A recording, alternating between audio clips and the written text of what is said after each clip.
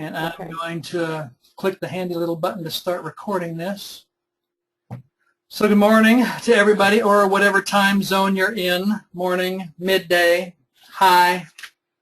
Welcome to our webinar today for some of the changes that are available to us in Adobe's InDesign CC Creative Cloud. My name is Mark Fitzgerald. As I mentioned just a moment ago, I'm here in Memphis, Tennessee, so I'm in the central time zone, so it's 11:30 in my neck of the woods. Welcome to all of you.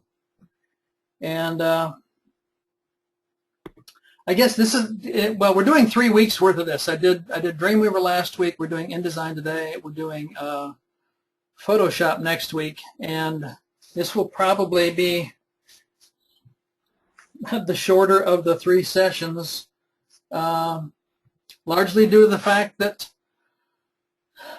there are probably fewer upgrades to right now to InDesign than some of the other programs that are going into the Creative Cloud format. So 2 things that I'm going to talk about before we even open InDesign up, and that is the fact that there are two major changes when it comes to a performance end of things.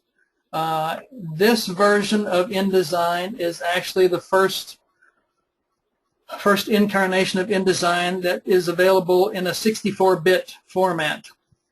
And that actually is a big deal considering the memory requirements for so many applications today. So we've been 32-bit up to this particular point, which means the best case scenario that we've been faced with InDesign is the fact that 2 gig worth of RAM was the maximum that the application could ever make use of. And depending on what you are doing, depending on how many different Adobe applications also you may have open at a particular time, or if you're working specifically with... Do I have any more of that cheese? Do I have any more of that cheese? Long documents. If we're dealing with long documents, then the ability to use 64-bit capability makes more sense, because we can access however much RAM is on the machine. And if you understand the way a computer works, RAM is an important factor, especially with Adobe products. It keeps a lot of information in a cached state, and so RAM becomes important, especially when it comes to rendering things, saving things, putting a drop shadow in place, working with an interactive PDF. So the fact that this is the first version that goes to 64-bit is a big deal. The other thing that they have done, again, without getting into actually showing anything, and that's the fact that this is another one of the applications from Adobe that has support for high DPI. And high DPI refers more appropriately to computers that have a high resolution or retina display, since that's the term that Apple seems to want to use for their computers. So anything that, the iPads that have retina display, the new MacBook Pros that have retina display, the new iMacs that actually have retina display, where you go to a resolution that's higher than high def. High def is 1920 by 1024. When you start getting into high DPI, we're talking about 2880 by 1800 as far as the screen resolution goes. And so when you start looking at rendering images, when you start working with Photoshop, when you start working with high quality imagery, imagine working with a magazine like National Geographic or some of the fashion magazines where we have high quality photography that's being used, then the ability to have this high DPI capability without distorting images or without having everything look small because it's just a higher resolution and a smaller screen makes perfect sense. It's also a means of us not having to get bigger and bigger monitors. We can have higher resolution in a smaller area as well. So that's another key thing that was added as far as support for InDesign CC. I guess my question for just to kind of open this up is how many of you have actually been making use of the cloud service up to this particular point? Anybody been making use of cloud service up to this point? I've used it some. Use it some? Okay. Still on CS 5.5. Okay, no cloud yet. I have been making use of the... I'm on CS6. You're on CS6? Okay, yeah. I'm kind of looking in the chat window here too, so a couple of people are using the chat window. I've been using the cloud service since, well, actually I just reached my 1-year anniversary this month, so my price went up. It's the way it goes. I had that 1-year special that they were running at $29.99, and I like it. Welcome to GoToMeeting, online meetings made easy. There are 7 other callers on the call. Thank you for showing up. If you can, you know, if you're not going to speak to me directly, if you can click the little the mute button next to your microphone by your name, that would be beneficial in the long run. Unless you have a specific question, then please feel free just to directly ask the question. The benefit that I see to making use of the Creative Cloud, by the way, is twofold. First off, I don't have to come up with a chunk of money when I want to renew things. I'm not sure who that is there, but if you could mute your microphone. There we go.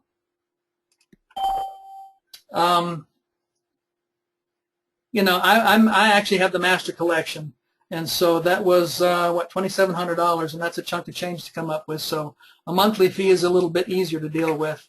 That coupled with the fact that updates happen on a very regular basis. So, you know, even in the past, there were updates that were available, but updates seem to occur faster now than they did in the past. Also, the other advantage is you can actually install it on 2 machines. So I have information installed on my Windows machine, which is what I'm using right now. I also have the same information installed on my MacBook Pro. So that's perfectly legit. You can actually install and activate the applications on 2 different computers. So I think you'll find that to be beneficial as well. So 64-bit and high DPI are 2 things that they have support for now that has absolutely nothing to do with opening the application, but what I'm going to do now is get in here and open up InDesign, and when it launches here, one of the things that you'll notice immediately is that this is the first version of InDesign that has gone to the dark user interface. For those of you that have been making use of other applications in the CS6 suite, then you've already seen this, because CS6 was what was the group that actually introduced this new dark interface. And it didn't make its way to InDesign in that particular incarnation. So we have finally moved to the dark interface, and there seems to be kind of this love-hate relationship that exists with this. So if you're one of those people that is not exactly enamored with this, you actually can go to Preferences, which on a Windows machine is Edit the Preferences, and on a Mac is actually InDesign down to Preferences. You can actually come over here to Interface, and at the very top of the Interface Preference screen right here, you have an option as far as the setting. And as a matter of fact, it'll go even darker than it is right now. Medium dark is what I believe is the default installation. But if you decide that you want to go back to the lighter interface like this, if that was your preference, then all you have to do is come into Preferences, go to Interface, and go to the color theme and change that to light. And you can even change the percentage here if you want to. I mean, you know, we've got that capability as well. But the medium dark is what it defaults to. The premise behind this, of course, this kind of comes over. This has been a carryover from their video editing software. So from Premiere and from After Effects. this has kind of worked its way into the rest of the applications. And initially, I'm sure that a lot of people don't care for it, but it's actually easier on your eye in the long run, and that's another reason why they've gone to this dark interface, is the fact that it is just that much easier to deal with. So in the long run, you know, you may like it, you may not like it, but you can always modify that by going to Preferences. We still have some of the same workspaces that are available to us. Digital Publishing has now, and with CS6 they also did this, there were some add-ons that were available for digital publishing that have been now incorporated into the application. So CC has both the Folio Overlay and Folio Builder capability built into it, which were at one particular point separate downloads. And of course, you still have all the capability as far as modifying the workspace in that particular arena. So dark interface is something new that's also been added. The dialog box that comes up when you are getting ready to create a new document looks somewhat different than what we've seen in the past. So if I do File to New Document, you'll notice that this interface looks somewhat different. One of the things that they actually have added down here in the lower left-hand corner is a preview button. And the preview button, amazingly enough, even though I haven't told it what type of document I want to work with, the preview button automatically shows you what is in here by default. So this is just a standard, the standard default document for print purposes. We can also come in here and say whether it's going to be for web, and if we want to, then for web we've got all sorts of different options when it comes to resolutions in here.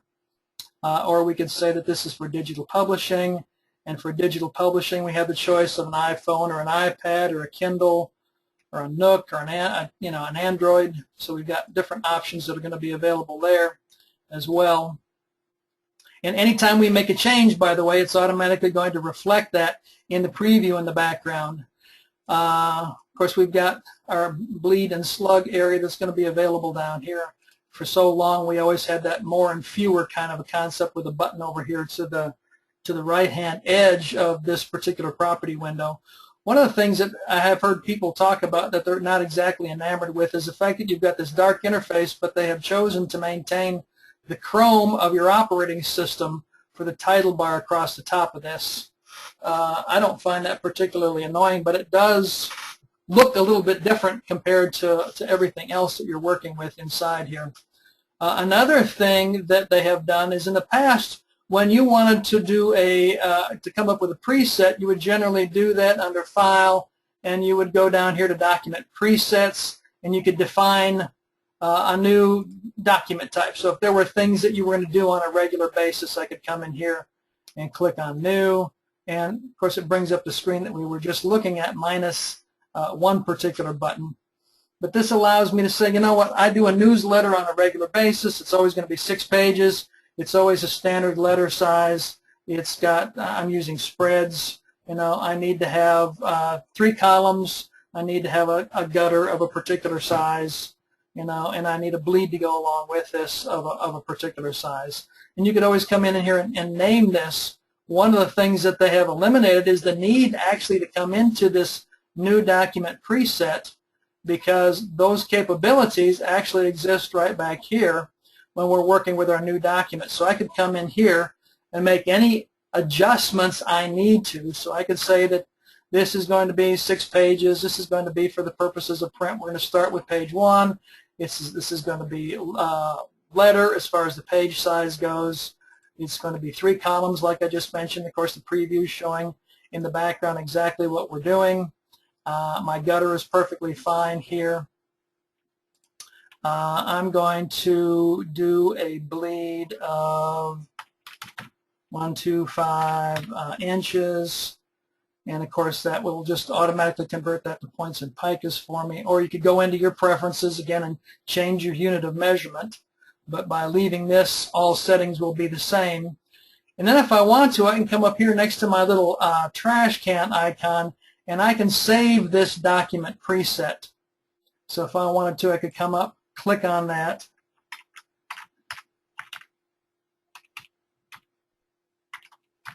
call it newsletter, and click on OK, and as soon as I do that, it becomes one of my document presets. So instead of having to go into a new area to accomplish this, I can just as easily accomplish it by creating it right here while I'm in the new document window. And so then if I want to, I can just click on OK, and I automatically have my new 6-page newsletter that I can work with. So I find that to be beneficial as well, because I don't know about you, there have been times when you're in that particular screen and you're going, well, you know, okay, I forgot this is going to be something new that I'm going to be working on a regular basis. So highly beneficial to be able to go to that one particular screen and create either just a standard document, just a one-shot deal, or go in there and actually create a new preset if you need to as well. Now that we're in here, one of the other things that they have also done for us is we have kind of enhancements to our font menu that make life a little bit easier for us. The biggest benefit, I guess, in the long run is going to be how much easier it is to work with everything. Let me just make that a little bit bigger here so we can see what's going on. First off, all I've done, of course, is just, you know, clicked on it with my selection tool and then switched over to the type tool. And you'll notice up here in the control panel that you have a search capability. So there's a little magnifying glass next to your default font as it's going to end up being displayed. And if I want to, I have a choice of searching the entire font name, or as it has been in the past, searching using the first word only. So if I'm going to search using the entire font name, and I come up here and I, you know, type in, start typing in Arial, then it automatically narrows down my fonts for me as far as what falls into that particular category. So I think that will also be beneficial in the long run. Or you can just switch over to the first word only if you want to, as far as the searching capability goes. Another thing that they have done is we have these any font that has further capabilities such as regular or bold or italicized or condensed bold. You'll see these little spinners that show up next to the font. So like with Helvetica right here, if I expand that, I've got regular, oblique, bold, and bold, oblique options for that particular font. So that's nice to know, because as you're choosing the font, you know what options are going to be available to you. The other thing that I think you might find beneficial is, and this is kind of hard to see, I'm going to have to open up the character panel, I think, in order for that to be a little bit easier to understand what's going on. Or I guess what I could do is I could do this. I can move my text over here into that third column. That makes life a little bit easier, because what I was trying to show you is that as I'm going through my options here, as I'm actually arrowing through the different fonts, you'll notice that anytime I stay on a particular font, even though I haven't made the choice, the text field that is currently selected is showing me what the font would look like. So all I have to do is arrow up and down through the different fonts to see exactly what the font would look like being used for that particular heading or whatever that particular text field is supposed to represent. And of course, if you find a particular font that you want to use, all you have to do is press Enter to accept it and affect the change. Or if you don't find anything, or if you're just kind of doing what we are right now, looking at the individual fonts, then all you have to do is press the Escape key. And by pressing the Escape key, you'll close the font menu, and it'll go back to whatever font was originally in place. Another thing that is available from that particular font menu is the fact that you have this little star in front of it that will allow you to create your own favorite groupings of fonts. Some of you may work with documents on such a regular basis and make use of a specific set or group of fonts on a very regular basis because it's a requirement within your company. You know, you have requirements documents that say, here are the approved fonts that we want you to choose from or that are available to use. Well, what you can do is you can actually come in here and you can say, well, you know what, I make use of Arial on a very regular basis, so Arial is a favorite. I make use of Britannica Bold. I make use of Calibri. I make use of Helvetica. So they're all in alphabetical order, so I can come down here if I remember how the alphabet works. There we go. I'm going to come back up here and choose Helvetica. I might make use of Verdana. I may make use of Trebuchet MS. There's Verdana right there. So those things that you end up using on a regular basis that you can set as favorites can be beneficial because now at the top of the list you have show favorite fonts only. And so with that selected, then all you're going to see would be the fonts within the fonts menu that you have selected as being a favorite or as chosen as specifically representing your favorites in that particular area. So again, I think you may find that to be beneficial. Again, you know, in a lot of cases you may have specific requirements that specify you make use of a particular font or a particular grouping of fonts. So having those stand out. Of course, eventually they stand out as the regularly used fonts at the top of the page, and I think you'll find that to be beneficial. But still, being able to create favorites, again, not a bad idea. And in the long run will probably be very useful. A few of the additional things that, well, let's do this. Let's show you one of the other interesting new items that has been added, and that's the fact that InDesign now actually allows you to generate QR codes. Do any of you even make use of QR codes in anything that you anything you produce?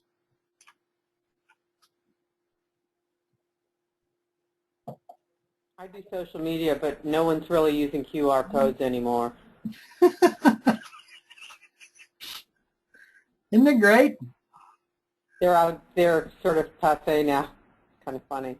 It's kind of funny. Well, it's interesting because a lot of publications, you know, from a social media perspective, they may be. From a digital publication perspective, they aren't. So it depends on, you know, it depends on what I guess what arena you're working in. A lot of magazines make use of them. A lot of digital versions of magazines make use of them.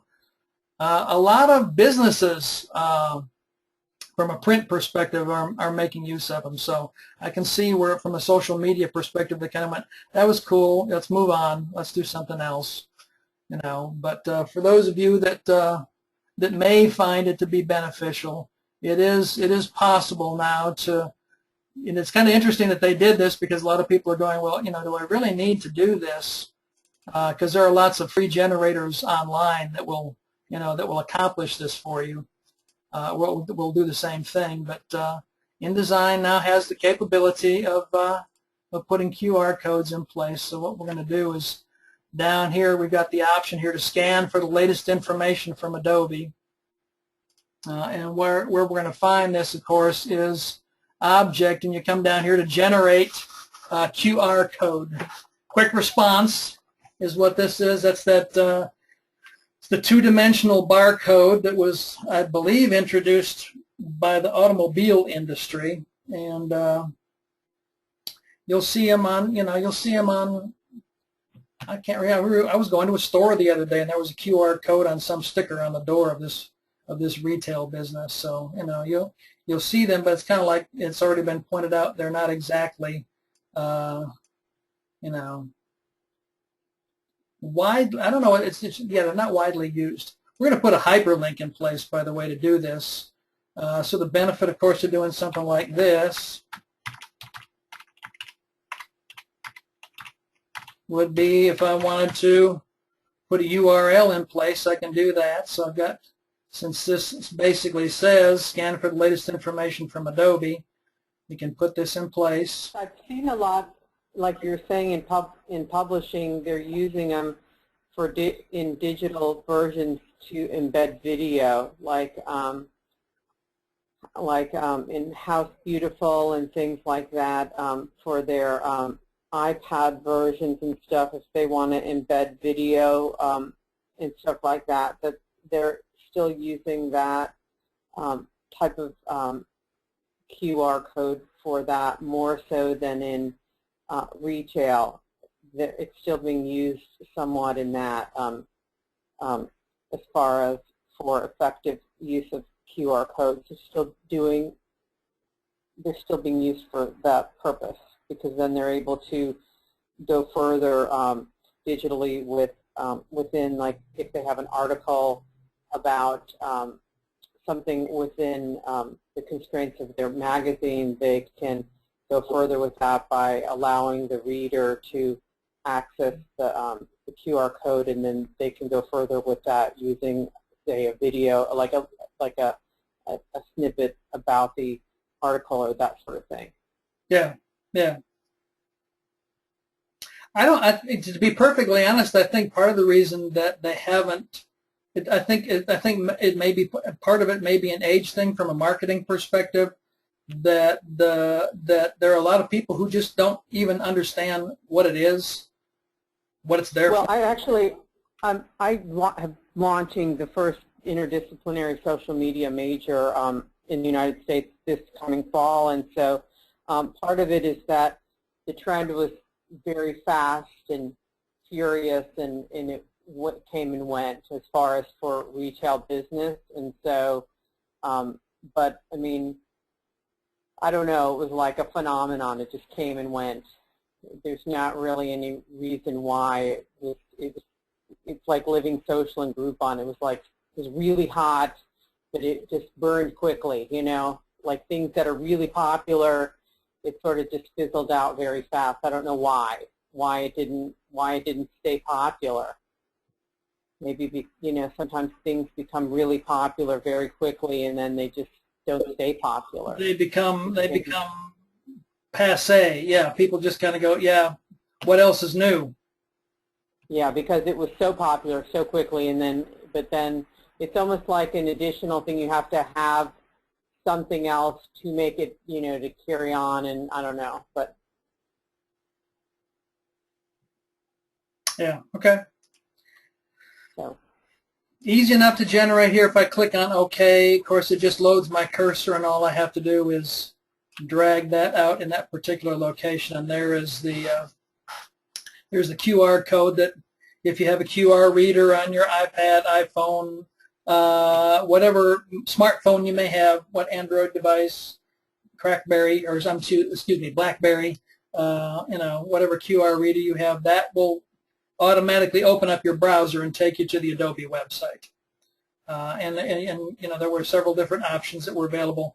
You can change the color if you want to, but one of the issues, of course, is wanting to maintain high contrast ratio, because that was one of the issues as far as it being easy to read. People were changing the color but not maintaining high enough contrast. So yeah, leave it to them to come up with something and add something to a new version that has seen better days, or seen its day. But anyway, it's an option that's available to us. So if you find that it may be useful, then please feel free to use it. It's there. Also, if you wanted to use it before it was ever added to InDesign, as I mentioned earlier, there are all sorts of free generators online that you could go generate the code without ever coming in here into this particular program to make use of it. In addition to that, which obviously has seen better days. They have added some additional options when it comes to working with digital publishing, with EPUB files. One of the things that they have added, or a couple of things that they've actually added here, open up a different file here. I've got a book file that might not be real happy here.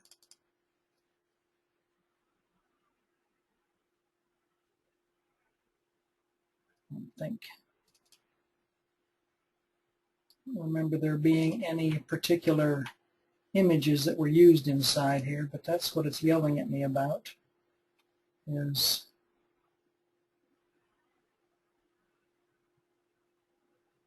oh, shame on me.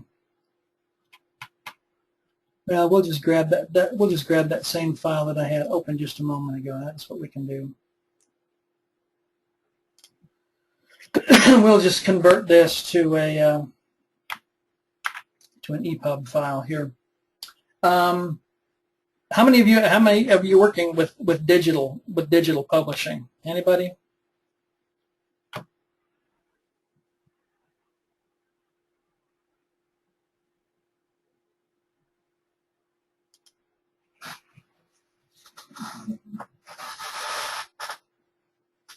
Anybody? Somebody? Nobody?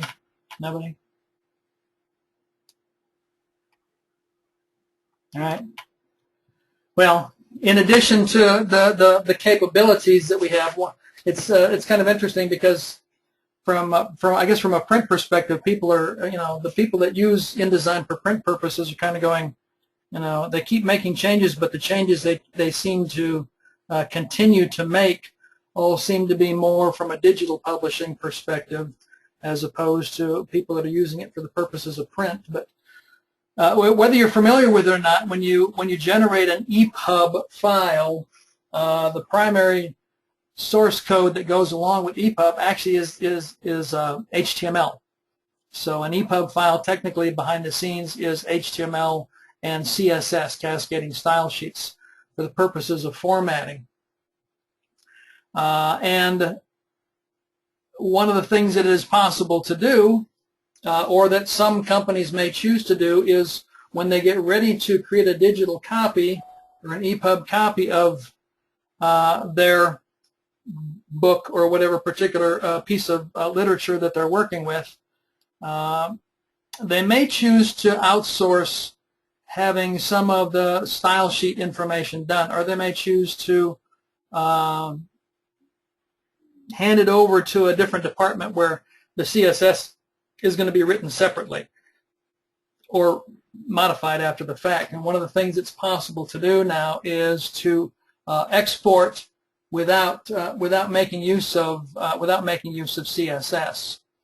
So if I come down here to export this particular file, and I choose to make this an EPUB file and leave it in the same location,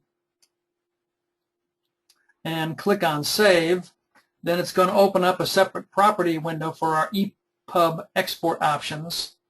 So you can choose the version up here, what we want to do with cover information, no cover or rasterize, or choose a particular image to go along with it. The particular area that I'm looking at, or the particular area that I'm referring to, is down here in the third category, which is going to be the advanced category. And that's the fact where with your CSS options right here, you have the option to remove the check mark for it to generate any CSS information. So if you choose to take this and create an EPUB file with this and export it, but you know for a fact that afterwards your intention is to style it separately, then it is possible to not have it generate its own code internally. It's also possible here, as you'll see, there's an add style sheet, to attach a style sheet to this as well. But the main thing that we're looking at here is the fact that it's possible to go ahead and tell it not to generate any CSS. And then if I click on OK, what it will do is take this and, of course, create the EPUB file for me. But you'll notice in this particular case that all of my style rules have kind of gone out the window. So we've got our Adobe Digital Editions that is Adobe's kind of Epub reader that they make available, but any styling information that was associated with this particular document has kind of gone out the window and just maintained basic structure like paragraphs. So we could go in this after the fact and either attach a separate style sheet or modify the existing styles that would be associated with that. One of the things that I looked at recently and discovered was that one of the programs that we use to teach an XML class called Oxygen is actually a very easy program to make use of to open up a PDF file and actually get to the HTML portion and the CSS portions of an Epub file, as opposed to the traditional kind of zipping and unzipping of them as some people will make use of. So that's one option that's available to us. Is another thing for longer documents is the fact that they have made available to us the well, if you create indexes, do any of you work with long documents where you make use of table of contents or cross references or indexes, anything of that particular nature?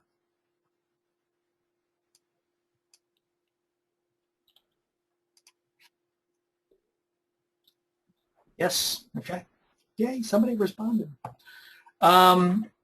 With indexes, one of the things that wasn't possible in the past, if you put an index in place, those numbers in your Epub file that would go in the index actually wouldn't function as far as being a link to the location. And so InDesign CC now supports the concept of indexes. So if you create an index and you convert that to an Epub file and you get to the index in the back of your Epub file, then those numbers associated with the indices are actually clickable and will allow you to will allow them to function as an actual link to the index location in the file that they're referring to. And then the other thing that they have also done is it's possible, you know, in working in InDesign, you've got character styles, you've got paragraph styles, which we would assume would naturally translate into CSS.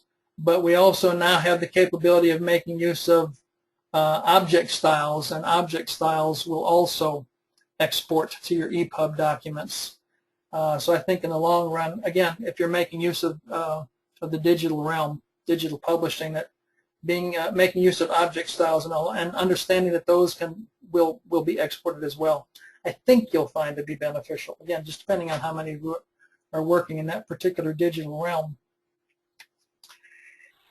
And kind of like I said at the beginning, this is going to be a little bit shorter than last week's and next week's, simply due to the fact that as far as changes go, those are the major changes that have been introduced by the Creative Cloud version of InDesign, with the exception of obviously the concept of the cloud subscription arena. So anybody have any questions or comments or concerns? Testimonials.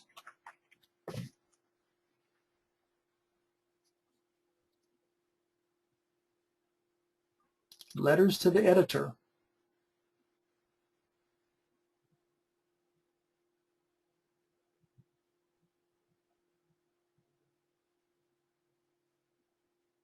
Silence permeates the air.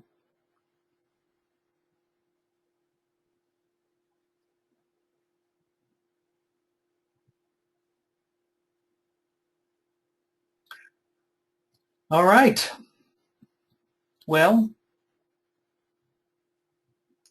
if nobody has anything specific, a couple things to make mention of. There is, of course, for the 3 different webinars last week's, this week's InDesign, next week Photoshop. There is going to be a drawing after next week's webinar, so all of you that have signed up have automatically been placed, your names have been placed in the hat for a 1-year subscription to the cloud. So everybody will, you will be notified if you win after next week's seminar. Also, we have a Facebook page that we would like you to take a look at. So if you go to facebook.com/skillforge, you'll find us on Facebook.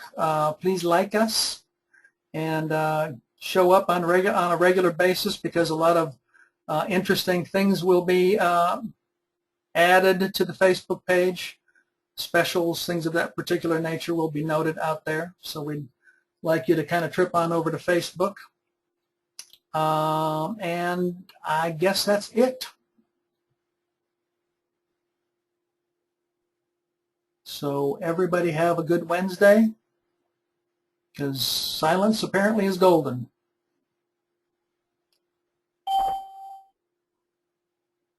Now, it's all cloud. To answer the question about the cloud-based thing, was that Jenna? No more hard copies, no more CDs.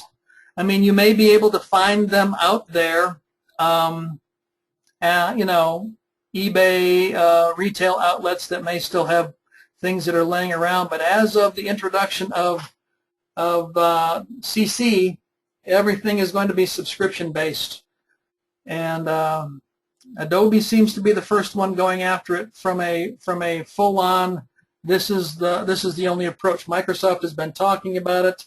You know, they've got Office 365 that is also a subscription kind of a scenario, but they're not, for lack of a better term, they're not forcing it on people.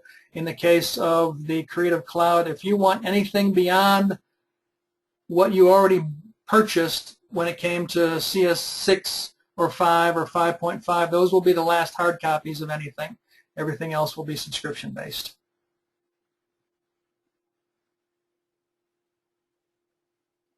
And there are advantages. You know, the advantage is the fact that almost every time I open up my computer, there seems to be some sort of an update for the applications that I have downloaded. If you have a monthly subscription, I think one of the concerns people have is that you have to be online all the time. You don't have to be online. You can do this offline. You only have to be online. If you're a monthly subscriber, you have to be online once every 30 days. If you're an annual subscriber, you have to be online once every 99 days. And that's just so that they can check activation information. But beyond that, it's pretty seamless.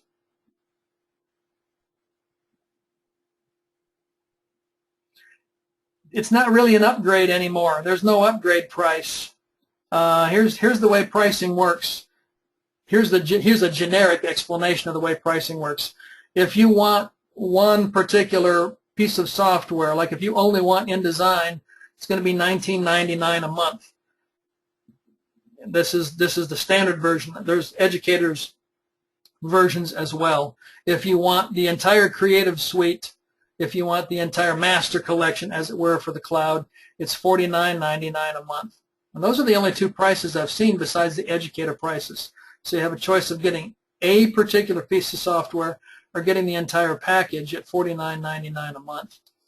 If you have a version like 5.5, I believe, today's the 31st, you'll have to check this out, but I think they were running a deal for people that would sign up that they would still do the first year for $29.99, and then it would go up to $49.99 at the end of that first year. That's what I did, but my year expired already. I signed up because I was doing CS6 via the Creative Cloud, so my year's already up. But I think they're still doing it for people who have some. I think the last 2 or 3 versions have the option of doing that. Today may be the last day for that. You'd have to look at the Adobe website to be sure about that.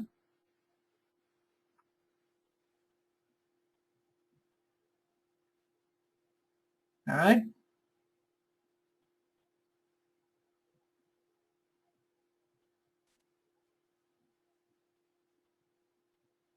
Excellent.